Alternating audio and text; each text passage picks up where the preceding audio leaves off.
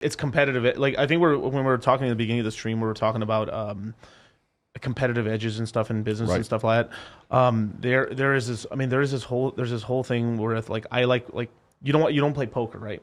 The reason you don't play poker is because I might like it, but there's another kind of caveat to poker and stuff. You want to play games you're actually good at, right? You want to play they're in your favor. They're in your favor, right. Like when we're talking about this whole thing between gambling and actually investing and stuff, a lot of times we're taking these educated guesses and stuff like that. But we have when me and Charlie make an investment into a coin, we have a competitive advantage against just about everybody. Right. We're working with we have market data. Maybe sometimes we know the founder.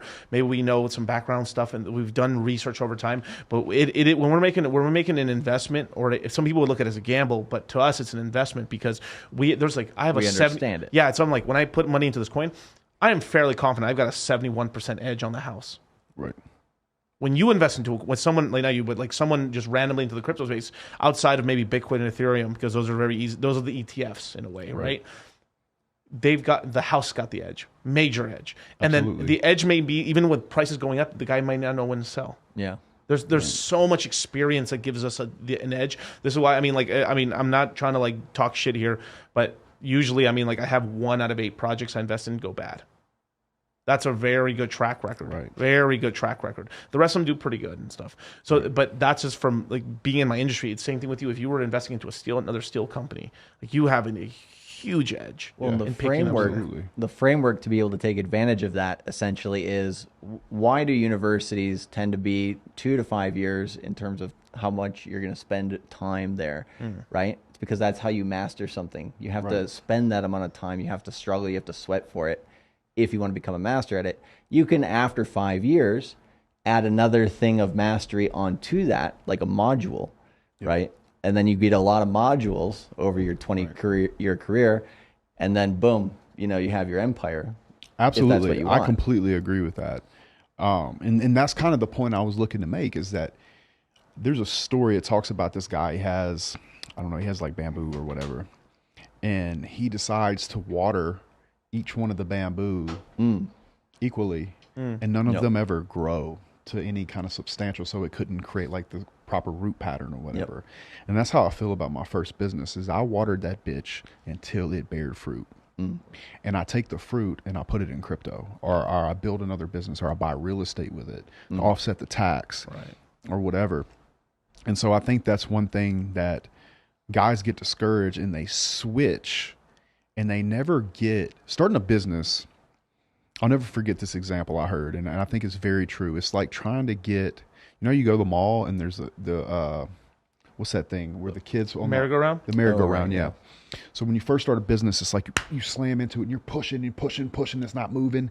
And then slowly it starts to move and then you can kind of jog with it. But then it gets to a point where it's moving and then you just step back and just slap that bitch as it goes by. Momentum. You know what I'm saying? Yeah. And so people quit in that real hard push part because it's too hard and they're going through all this pain and they're getting fucking rocked and they're taking that jab and then they go push a different one that's built differently and they take all the pain that goes with that one as well. They end up being Sisyphus. Or worse than that, they try to push them both. And you hear it all the time. Guys like, yeah, man, I do online marketing and real estate. What the fuck did you just say to me, bro? Right. I do construction and real estate and I invest in crypto, but let me be very clear with you. I invest with crypto when that motherfucker calls me. Yeah, exactly. Maybe I'll tell you, Luke, Andrew's Luke. Luke, yeah. If Luke called me and said, hey, Justin, I would buy this, I would do it. Right? Yeah. But the list is short. I have very close ties to these people, very good relationships. I am not a crypto guy. Yeah. I'm a motherfucker that's trying to buy in the right time in history. Right. And then I evaluate the human more than I look at the coin. Yeah.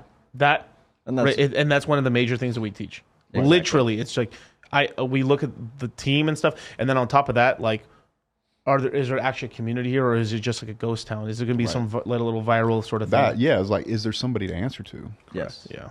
And also, have they created alliances within their industry? Right. Yeah. Are they growing?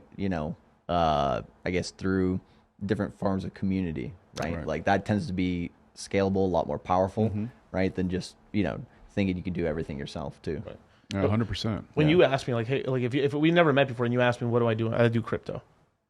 That's all I'll say. Yeah. Legitimately. Or and financial education. Or financial. If you want to really bore people and just be like, dude, I say construction and real estate. Yeah. Yeah. I do. That's exactly what I say. Yeah. You know, and that's and in 2023, that's fucking boring. Yeah. I want to say something really badass, but it's not there. Yeah. But at the same time, it's like we talk on YouTube and stuff like that, right? But at the same time, like on your normal average everyday life, it's not like you want to be like, you know, hey, you know, I'm making all this money because, you know, basically, right. I mean, sometimes you do, right? Like you go into the casino playing some craps, hell yeah.